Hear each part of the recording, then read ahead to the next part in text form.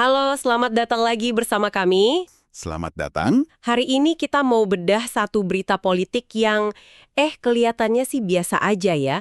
Dari tribuntimur.com, tanggal 24 November 2025. Soal pelantikan ketua partai di daerah ya. Betul, tapi kalau kita gali lebih dalam, wah ini bukan sekedar seremonial. Di baliknya itu ada drama perebutan kuasa. Pertarungan antara, bisa dibilang, politisi kawakan melawan bintang baru yang lagi naik daun. Jadi kita akan coba bedah pertarungan itu. Oke. Kenapa satu nama ini yang menang dan bukan nama besar lainnya? Ini soal loyalitas versus popularitas, dan pilihannya ini bisa jadi cerminan strategi partai ke depan. Dan ini penting karena apa yang terjadi di Sulawesi Selatan ini bisa jadi semacam miniatur dari dilema yang dihadapi banyak partai politik besar. Maksudnya? Pilihan di tingkat daerah seperti ini seringkali jadi barometer. Semacam sinyal tentang apa yang jadi prioritas partai di tingkat nasional. Oke. Apakah mereka lebih menghargai kader yang sudah berdarah-darah dari bawah, atau lebih tergiur dengan figur populer yang bisa langsung mendulang suara? Ini pertarungan dua filosofi yang berbeda. Oke, menarik sekali. Kalau begitu kita mulai dari hasil akhirnya dulu. Siapa yang akhirnya terpilih dan bagaimana prosesnya menurut sumber kita ini? Hasil akhirnya jelas. Artikel ini melaporkan bahwa Ridwan Andi Witiri yang sering disapa RAW. RAWW, oke. Secara resmi ditunjuk kembali untuk memimpin DPD PDI Perjuangan Sulawesi Selatan. Untuk 5 tahun ke depan ya? Betul, untuk 5 tahun ke depan. Keputusannya diambil dalam forum resmi partai, namanya Konferensi Daerah dan Konferensi Cabang. Di Makassar ya? Iya, di Hotel Claro, Makassar. Jadi ini sudah ketok palu. Tunggu, tadi Anda bilang ditunjuk kembali, berarti dia ini petahana? Tepat. Dan itu poin yang sangat krusial.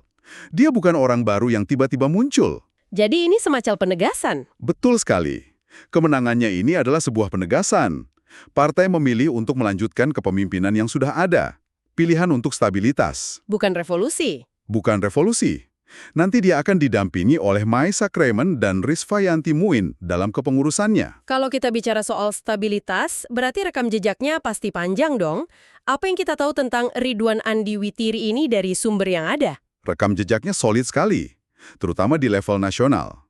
Di artikel ini dirinci kalau REW itu sudah menjadi anggota DPR RI selama 3 periode. 3 periode? 3 periode, sejak tahun 2014. Wah, itu bukan main-main. Bukan. Artinya, dia sudah lebih dari 1 dekade berkecimpung dalam politik tingkat tinggi. Dia punya jaringan yang kuat di pusat, paham betul seluk-beluk mesin partai. Dan tentu saja punya pengaruh besar. Dia bukan cuma jago kandang ya. Tepat. Dan 3 periode itu kan berarti dia punya basis massa yang kuat juga di daerahnya. Pasti. Nggak mungkin bisa terpilih terus-menerus kalau nggak punya akar yang kuat. Tentu saja. Dan artikelnya juga memberi kita peta kekuatannya. Daerah pemilihannya, Dapil Sulsel I, itu mencakup wilayah-wilayah strategis. Seperti? Kota Makassar, Goa, Takalar, Jeneponto, Bantaeng, dan Kepulauan Selayar. Wah, itu area-area kunci. Betul. Ini adalah benteng politik yang sudah dia bangun dan rawat selama bertahun-tahun. Oke, jadi kalau kita simpulkan profilnya, kader senior, petahana, punya benteng kuat di daerah, dan jaringan kokoh di pusat. Dari kacamata partai, dia adalah pilihan yang sangat aman dan teruji. Oke, profil pemenangnya sudah jelas, politisi kawakan dengan rekam jejak yang tidak perlu diragukan lagi. Tapi kemenangan Rau ini kayaknya nggak mulus-mulus amat ya. Nah, Karena ada penantang kuat yang juga disebut-sebut dalam berita ini. ini dia yang membuat ceritanya jadi menarik. Kemenangannya memang tidak datang dengan mudah. Ada satu nama besar lain yang jadi pesaing utamanya. Siapa itu? Moh Ramdan Pomanto, atau yang semua orang kenal sebagai Denny Pomanto. Oh, Denny Pomanto. Tentu saja, wali kota Makassar kan? Betul. Dan disinilah kita melihat kontras yang luar biasa tajam. Tunggu dulu, kalau Rau adalah representasi kader lama yang loyal, Denny Pomanto ini posisinya di mana? Apakah dia juga kader lama? Justru itu masalahnya. Kalau kita baca laporannya, ada satu detil kunci yang cukup mencengangkan. Apa itu? 3. Loh, serius? Serius? Kalau dihitung dari sekarang, itu baru sekitar 2 tahun lebih sedikit dong? Tepat sekali. Baru 2 tahun gabung, tapi sudah bisa langsung jadi kandidat kuat ketua DPD, itu kan lompatan karir yang luar biasa cepat di dunia partai politik. Yang biasanya sangat hierarkis kan? Betul. Bagaimana Disa? Pertanyaan yang bagus, dan jawabannya terletak pada kekuatannya di luar struktur partai. Maksudnya? Denny Pomanto ini bukan politisi biasa. Sumber kita menjelaskan kalau dia adalah wali kota Makassar selama 2 periode. 2014-2019 dan 2020-2024. Iya, dan Makassar itu jantungnya Sulawesi Selatan. Menjadi wali kota di sana selama hampir 10 tahun itu memberinya popularitas, panggung media, dan basis massa yang konkret. Dan militan pastinya ya? Betul, dia itu ibaratnya punya kerajaan sendiri di ibu kota provinsi. Popularitasnya adalah modal politik terbesarnya. Jadi, di satu sisi ada Rau yang kekuatannya dibangun dari dalam, dari struktur partai selama bertahun-tahun. Bertahun-tahun. Di sisi lain ada Denny Pomanto yang membawa modal popularitas raksasa dari luar.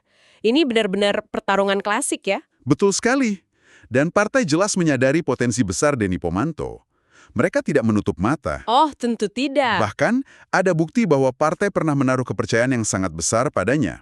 Salah satu informasi paling penting di artikel ini adalah fakta bahwa PDI Perjuangan pernah mengusung Denny Pomanto. Sebagai apa? Sebagai calon gubernur Sulawesi Selatan pada Pilgub 2024. Wah, itu pertaruhan yang sangat besar. Tiket gubernur itu kan barang mahal dalam politik. Sangat mahal. Partai tidak akan memberikannya ke sembarang orang. Ini menunjukkan bahwa pada satu titik, partai benar-benar yakin popularitas Denny bisa membawa kemenangan. Di level provinsi ya, mereka rela mengambil risiko bertaruh pada figur eksternal yang populer ini untuk merebut posisi eksekutif tertinggi di provinsi. Mereka berharap magnet elektoralnya bisa bekerja. Tapi, disinilah plotnya perbelok. nah ini dia ada kata tapinya. Ada. Saya akan kutip kalimat penting dari artikelnya. Namun sayang, Denny gagal terpilih menjadi gubernur Sulsel kala itu. Singkat padat. Satu kalimat yang pendek tapi punya bobot politik yang sangat berat. Pertaruhan besar partai tidak terbayar. Dan kegagalan ini jadi semacam catatan merah ya? Tepat. Catatan merah dalam portofolio politiknya bersama partai. Dan kegagalan itu sangat mungkin menjadi faktor penentu dalam pertarungan yang kita bahas hari ini. Oke, jadi kalau kita sandingkan kedua profil ini, kontrasnya kelihatan jelas banget. Sangat jelas.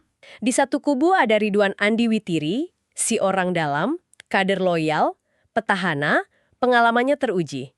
Representasi stabilitas. Di kubu lain ada Denny Pomanto, si bintang baru, populis, rekam jejaknya sebagai kepala daerah sukses, tapi Statusnya kader baru dan punya catatan kegagalan di pertarungan besar yang didukung partai. dan pilihan partai untuk kembali ke Ridwan Andi Witiri, menurut saya, bisa dibaca sebagai sebuah langkah strategis yang sangat diperhitungkan.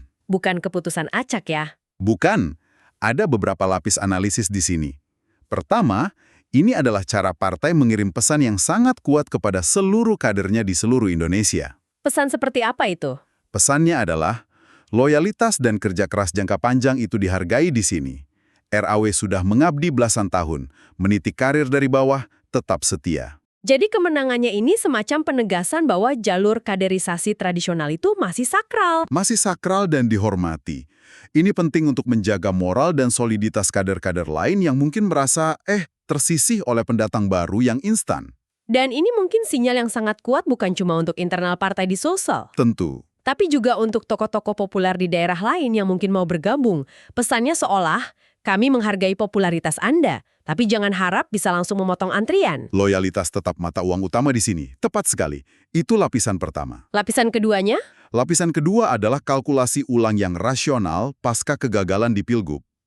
Masuk akal. Pikirkan seperti ini. Pada tahun 2024, partai sudah mencoba strategi bertaruh pada popularitas. Mereka usung Denny Pomanto. Hasilnya? Gagal. Jadi sangat wajar jika para petinggi partai sekarang berpikir, oke, eksperimen itu tidak berhasil. Sudah saatnya kita kembali ke basis. Mengamankan fondasi. Betul. Dan mengkonsolidasikan kekuatan internal dengan sosok yang sudah terbukti tidak akan goyah. Ini kayak seorang investor gitu ya. Setelah mencoba saham beresiko tinggi dan merugi, akhirnya memutuskan untuk kembali menaruh uangnya pada aset yang lebih stabil. Obligasi pemerintah atau emas. Nah ya, kurang lebih begitu analoginya. Tepat. Dan kalau kita pakai analogi investor, itu partai ini sepertinya tidak mau lagi berinvestasi pada aset yang high risk high return. Mereka pilih yang low risk, steady return. Pilihan jatuh pada RAW adalah langkah mengamankan benteng yang sudah ada, ketimbang mencoba merebut wilayah baru dengan risiko yang belum terukur sepenuhnya. Coba kita berandai-andai sedikit. Seandainya yang menang itu Denny Pomanto, apa kira-kira dampaknya bagi partai di Sulsel? Itu skenario alternatif yang menarik untuk dibayangkan. Jika Denny yang menang, mungkin citra partai akan terlihat lebih dinamis. Lebih terbuka. Lebih terbuka terhadap kekuatan dari luar. Bisa jadi ini akan menarik lebih banyak tokoh populer lainnya untuk bergabung. Tapi, Ada tapinya lagi. resikonya juga besar di internal. Bisa terjadi gejolak. Kader-kader lama yang merasa sudah berjuang puluhan tahun mungkin akan merasa dilangkahi, Dan itu bisa menciptakan faksi-faksi dan perpecahan internal. yang justru melemahkan partai menjelang pemilu berikutnya. Jadi, kemenangan Denny mungkin akan bagus untuk citra eksternal, tapi berpotensi merusak soliditas internal. Jadi pada akhirnya, partai memilih soliditas internal di atas potensi daya tarik eksternal. Kelihatannya begitu. Dan penting juga untuk kita ingat, artikel ini menyebutkan bahwa keduanya sama-sama dianggap layak menahkodai partai. Ah, ya. Kalimat ini menandakan bahwa Dani Pomanto bukanlah kandidat ecek-ecek. Persaingannya benar-benar ketat. Ini menunjukkan ada perdebatan internal yang serius tentang arah partai ke depan ya. Tepat. Apakah mau menempuh jalur popularitas atau jalur loyalitas?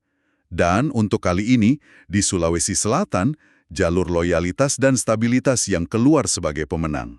Jadi kalau kita tarik kesimpulannya, keputusan di PDIP Sulsel ini jauh lebih dalam maknanya daripada sekedar memilih ketua. Jauh lebih dalam. Ini adalah cerminan dari pergulatan ideologis antara dua model kepemimpinan.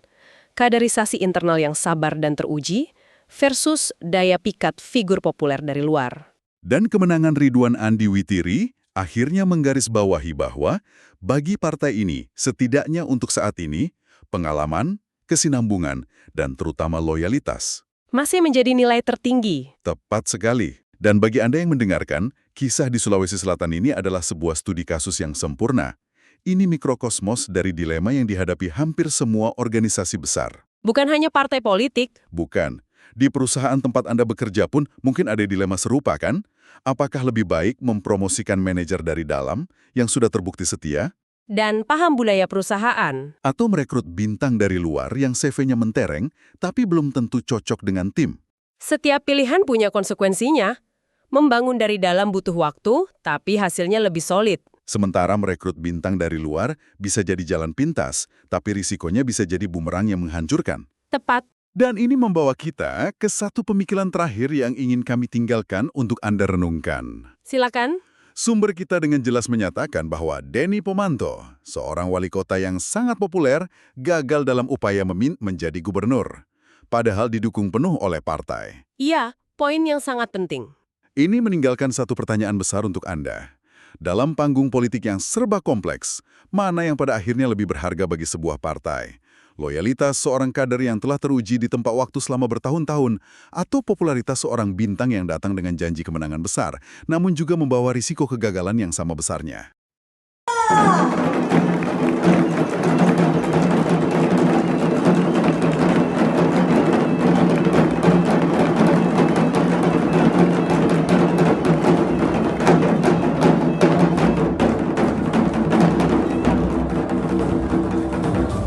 Baik Konverda dan Konverda DPD Perjuangan.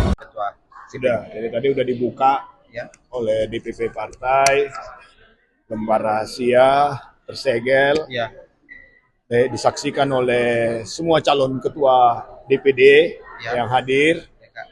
dan yang muncul namanya adalah Haji Ridwan Andi Witri sebagai ketua, didampingi Mesak Raymond Rante Padang dan Rispayanti Muin. Demikian. Mereka sebagai apa? Oh, nanti dibicarakan di dalam. Yang ketua pasti Haji Ridwan Andi Witri. Yang TKN SK itu Ibu Mega. Ibu ya? Mega dengan Sekjen Hasto Kristanto. Jadi untuk 5 tahun ke depan. Siap. Kalau Ridwan untuk periode kedua. Ya, jadi persis apa yang saya ditanya dulu. Iya. Siapa yang bagus jadi ketua? Saya bilang Pak RW. Iya. Dan saya kan bilang sama teman-teman media bahwa saya apapun perintah saya siap. Gitu Pak ya. Termasuk perintah sebentar apa yang siap kan? Kan tidak ketua nih. Iya. Nah, misalnya pengurus, siap. Jadi meskipun tidak terpilih sebagai ketua ini tidak kecauan Pak Wali. Saya diundang saja fit and proper, sebuah kehormatan bagi saya itu. Oh iya iya Pak. Diundang saja luar biasa. Sudah ada mungkin ditanya untuk posisinya Posisinya PDI ke Sulsel depan untuk PD. Apa saja. apa saja. Artinya ini semangatnya untuk berpartai lebih besar pasti ya. Untuk Sebagai, mengisi pikiran-pikiran toh. iya. Pak ini kan tadi ada dibilang sama Pak Sekjen untuk kembali meningkatkan kursi PDIP ke depannya. Bagaimana ini Pak? Pandangannya kita. Partai politik kan begitu. Iya.